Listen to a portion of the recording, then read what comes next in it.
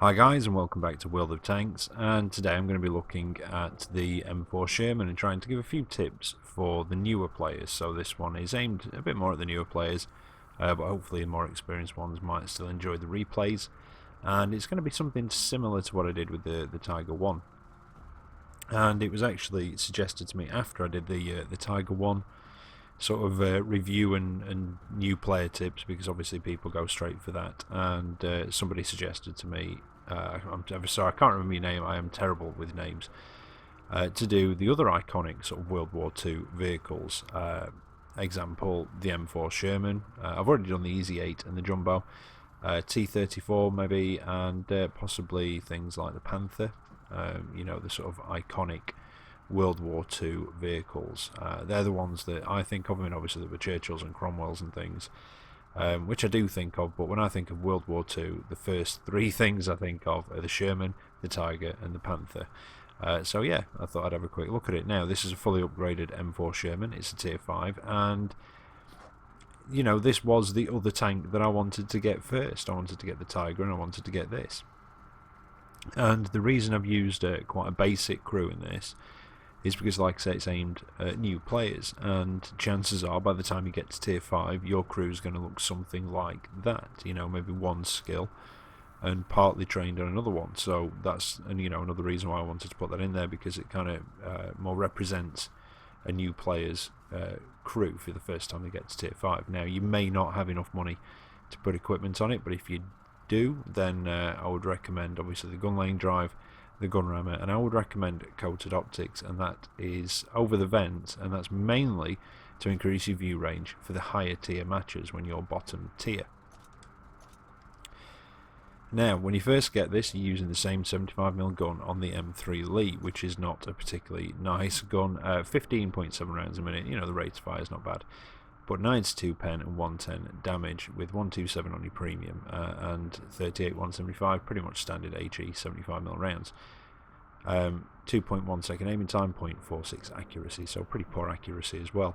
Now, at this point, the Sherman is not quite as manoeuvrable as you expect it to be. It is a bit sluggish, actually. You've got a traverse of 35, a view range of 330, which is not brilliant. Turret traverse is quite good at 39. Now, your turret is 76mm on the front and 51 on the sides and rear, and your fully upgraded turret is 64mm all round. So you might be thinking, well, I'd rather keep the standard turret, but let me stick that on there for you. That's it. You don't get the good gun mantle, so it's not a particularly bad turret, but it's not a great turret, and I would say you're better off with the 64mm one. Now, your first upgrade does get you a bigger engine. It doesn't get you the full size engine, but it's not far off. It's 60 horsepower, and it does get you the new tracks as well. So you get slightly better traverse at 37 instead of 35. You have got that slightly bigger engine, 400 instead of 350, but you still use, oh no, sorry, you're not using that. You've now got 105mm Howitzer.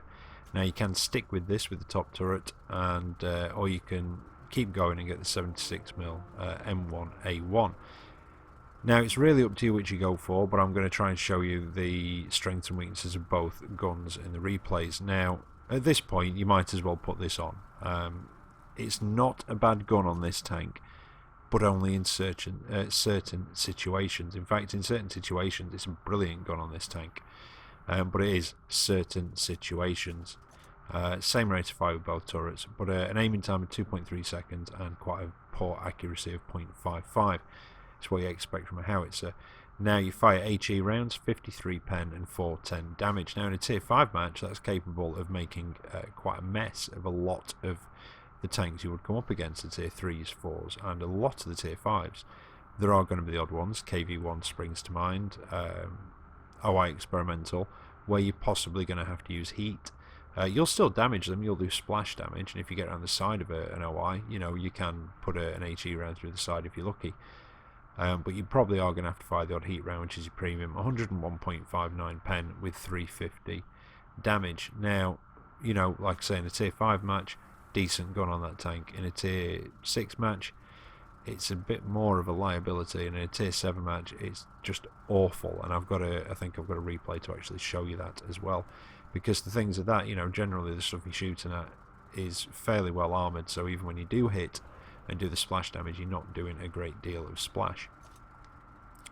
But they are your options for your top upgrades, so the 105mm Howitzer or the 76mm M1A1, which is your more traditional tank gun. At this point you've also got an extra 60 horsepower. Now the M1A1, it does have a slightly lower rate of fire than the M3 75mm M3 Lee's gun, 14.29, but you get an increased penetration of 128 with 115 average damage, 177 on your premium and 38 185 for your HE. 2.3 second aiming time, which I think is the same as the 105, so the aiming time doesn't make a difference, but you do get the better accuracy of 0.43. It's not very good accuracy, but it is better than the Howitzer.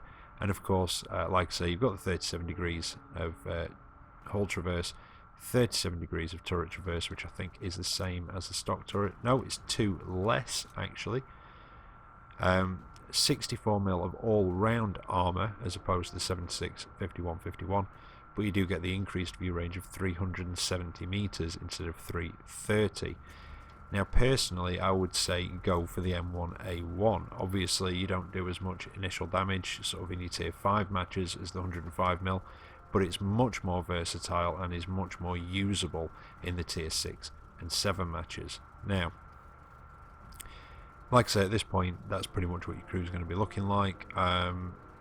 If you're at a point where you're going back to this, you're probably going to have a bit more of an idea of what the skills you would like to put on it, so I'm not going to go too much into the crew skills at the minute, but you want 6th sense, either repairs or camo on it, something like that maybe. Equipment wise, like I say, I went for the gun rammer, the gun lane drive and the optics are to increase the view range for the tier 7 matches, so I can stay back, play that supporting role and you know, not get my arse kicked by getting in too close to those bigger tier 7 tanks. You are probably going to have to work the flanks a bit more in the tier 7 matches, but it's quite nippy with the upgraded engine and tracks, so you're actually able to do that, so that's not a problem. Now let's get into the modules, and then hopefully we can get into the replays and try and keep the length of this bit down a bit. Now your concealment, again, not too bad. It's quite an average tank this, and that's not in a bad way by any means. Stationary is 0.23, moving is 0.17. Your engine translates fully upgraded to a 15.35 horsepower per ton, and it is quite a nippy, nimble, mobile little medium. It's a good, solid little workhorse, the M4 Sherman. You get a forward speed of 48 km an hour with a reverse of 18, but you do get that 20% chance of fire. Not an overly large engine, there is quite a bit of space around it, so it's not the easiest to hit, but roughly just behind the turret, just don't go too far towards the back of the tank. Now this thing excels on ridge lines, and it doesn't surprise you with its 12 degrees or minus 12 degrees of gun depression. That's right, minus 12. It is fantastic on ridge lines. The gun mantle on these is quite solid, and when you're using the gun depression, the front of the tank is angled to a point where it's almost auto bounce. You've just got to not go up too far and expose your lower glacis. You also get a 25 degree gun elevation, which is, you know, obviously nice and workable, and nothing's going to get above you that you can't shoot at really. Terrain resistances aren't too bad, 1.1 and 1.7. Turret on top.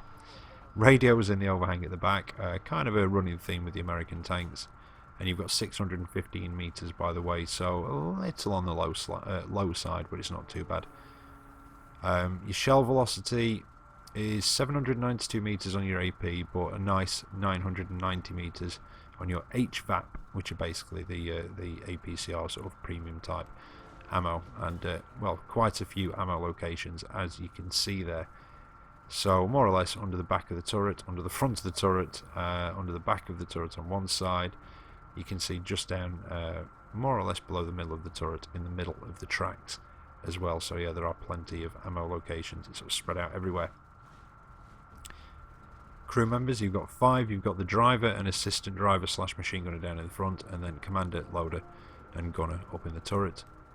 And armour wise, well, I've already said 64mm all the way around for this turret. Quite a nice solid gun mantle on it. And then on the hull you've got 51 on the front. When I can get my notes up again, 38 on the side, and 38 on the rear. So the sides aren't particularly strong. You can do the odd little bit of side scraping, but this is really a flanker. When you're not top tier, it's more of a support tank, but it, like I say, it just excels on ridge lines. Now 120 is your tracks and your engine deck, and just the underside of the hull where it extends over the tracks there, and the hull floor. 21 to 30, top of the turret and the hatches, the front portion of the hull floor, and just that small sloped lower glacis at the back there, and the top of the driver's hatch and the machine gunner's hatch as well. 31 to 50, well, it's a funny category. Like I say, 38 covers the rear and the sides, and it is pretty much looking to be just solid 38. The commander's hatch on top as well, that small sloped bit just behind the gun mantle, and bits surrounding the gun mantle as well. And the whole front of the tank, well, that's the 51 it's supposed to be, although I don't know, I kind of suppose it should have been that colour maybe, but it's, you know, there's no real definition. It is just, like I say, very well sloped.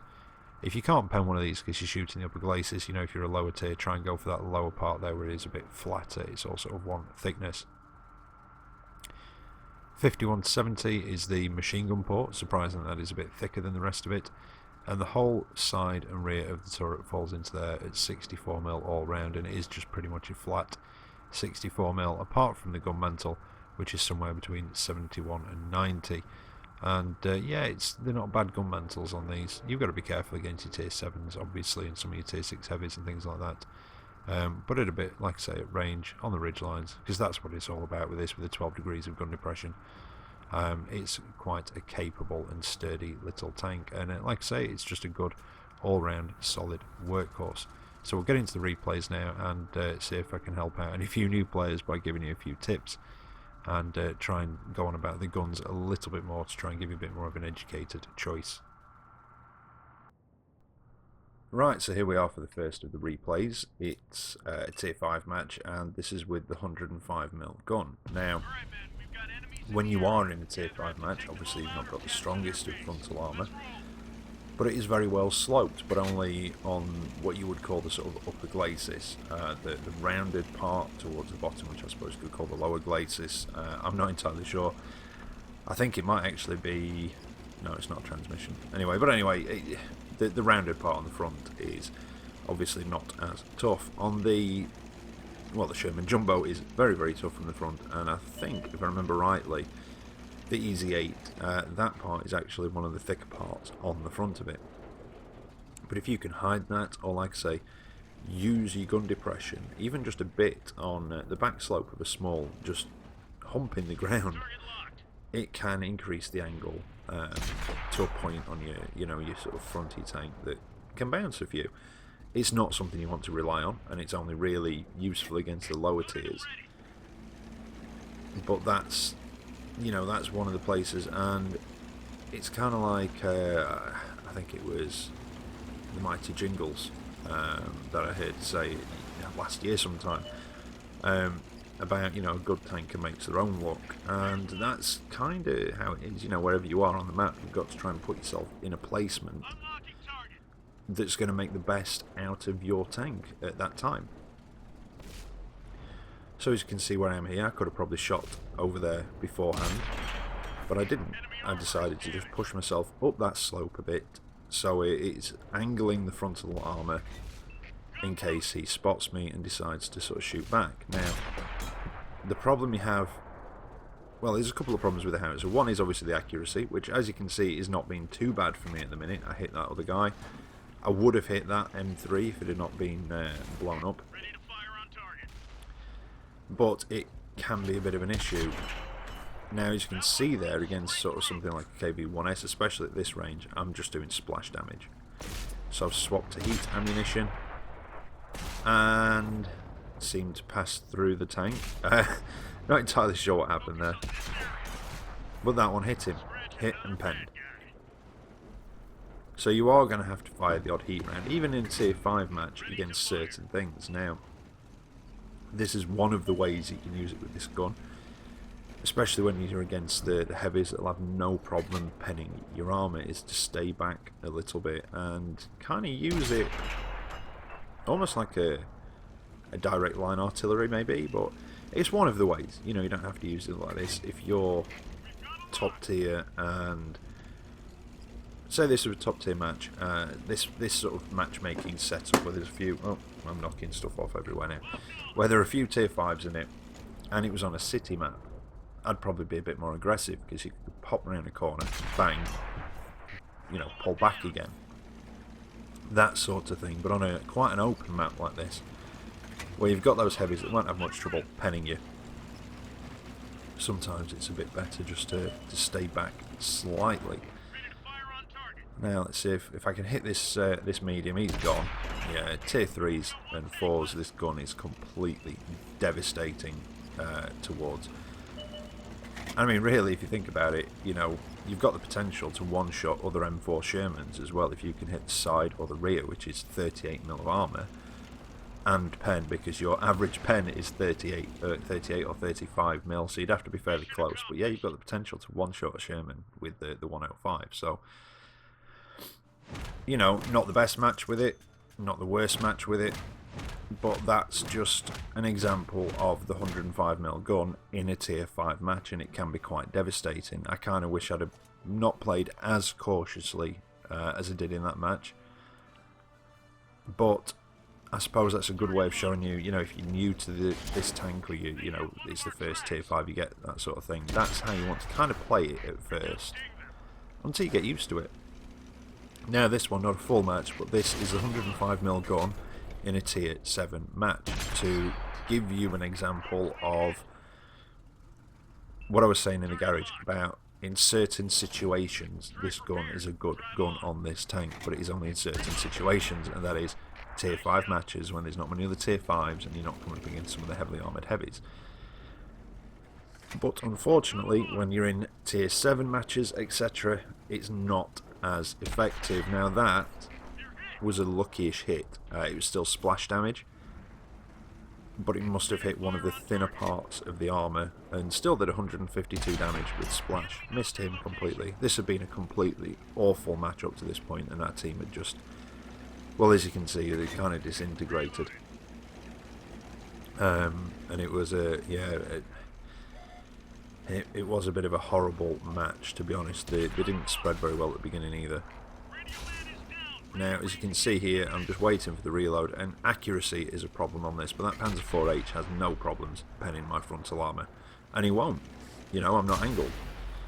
If I'd have had it angled, or, like I say, been on the back slope using that gun depression, he would have struggled to pen. Now, but anyway, that, like I say, that was to show you how ineffective that gun can be in a tier 7 match. Now, this is with the 76mm M1A2, and it's, I can't remember if this is a tier 5 or a tier 6 match, I really can't. But this, and the reason I've used this short part, because this is a good example of how to use it. Now, as you can see, I'm on this back slope, I'm using that gun depression, my frontal armour is very well angled. My turret is still angled as well, if you see what I mean, so I'm not exposing much of my turret, much of my commander's hatches, that sort of thing, to get shot at. And I just prefer this gun. It's more accurate, it's got better pen, it's got a better rate of fire, better shell velocity, and it's just, it's a more versatile gun, much more versatile gun. But as you can see, the way that I've angled, coming up this back slope, that 361H, is bouncing. Unfortunately, artillery is not. So, you know, that was my mistake. I got a bit focused on him and forgot to keep moving. But that was just an example of how to use it, how to use that gun, and what happens when you do angle the tank like that on a back slope. And when you're not top tier, that's the sort of role you want to be taking. You want to get yourself in a position like that where you can cover somewhere. You're nimble enough and mobile enough to manoeuvre around the battlefield, and you want to play that supporting, flanking role when you're not top tier. Now, this again is the 76mm gun. This was This is again a tier 5 match. I think it's pretty heavily tier 5 from the team list. I didn't think there was much in here that wasn't, but it is a tier 5, so I'm top tier. So I can afford to be aggressive, but not stupidly so, if you see what I mean. Not suicidally aggressive, but I can afford to be quite far forwards. Again, I've put myself in a position on that back slope which has increased the angle of my frontal armour and therefore increased the effective thickness. And that's how you want to try and do it. And again, I'm not going around the corner, I'm using this slightly elevated position. This was a bit, I should have pulled back, but again, now I'm going to pull back a bit. I'm going to completely miss this BT7 because I'm using auto aim, which I shouldn't be doing, to be honest, but I was just trying to pull back into cover and just keep it locked onto him, and he's done now. But yeah, I could have come down off that bit, gone onto the corner, but I used the banking just to try and, you know, it didn't increase the angle on the front much, but it increased it slightly, and that's why I'm going back up there to try and keep that angle. Now you'll notice I do have a mark of excellence on the barrel now. It was actually, I think it was that last match that you saw part of that actually got me the mark of excellence on this. And again, I took a bit of a nasty hit from something then, so I'm going to have to be a bit more careful now. You know, there is some stuff that if I was angled better, that would have bounced, but the problem is that where I am at the minute, I'm not angled particularly well, and it's exposing my lower glacis.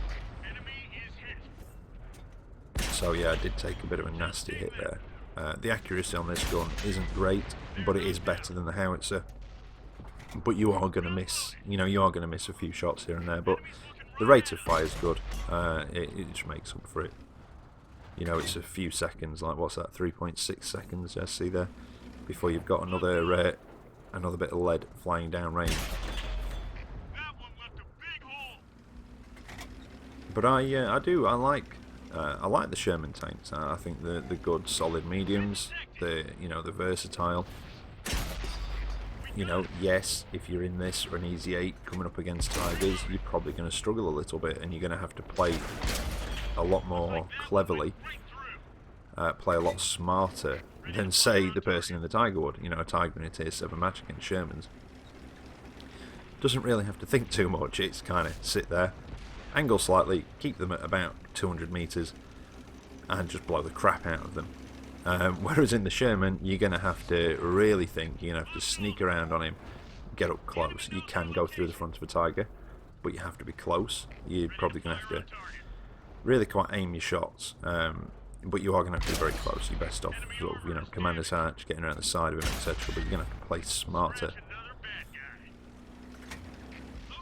But this is, yeah, like I say, I do like the M4. It's a good, solid little medium tank, and it can be quite versatile. And if you play it properly, it can stand up in tier 7 matches, but you do have to... Sorry, I've just hiccuped. Managed to hold it in, I don't think it's come through. Yeah, you are going to have to learn it, though, to be effective in tier 7 matches, because it is not going to be easy at all at first. But hopefully, you know, given those few tips, how to kind of play it, the gun I would go for really is the M1A1 gun, the 76mm. Like I say, the 105mm, it is fun, but it is very, very situational, and you know, you're not always going to be top tier. So that's why I'd say the M1A1. It just makes the tank more versatile.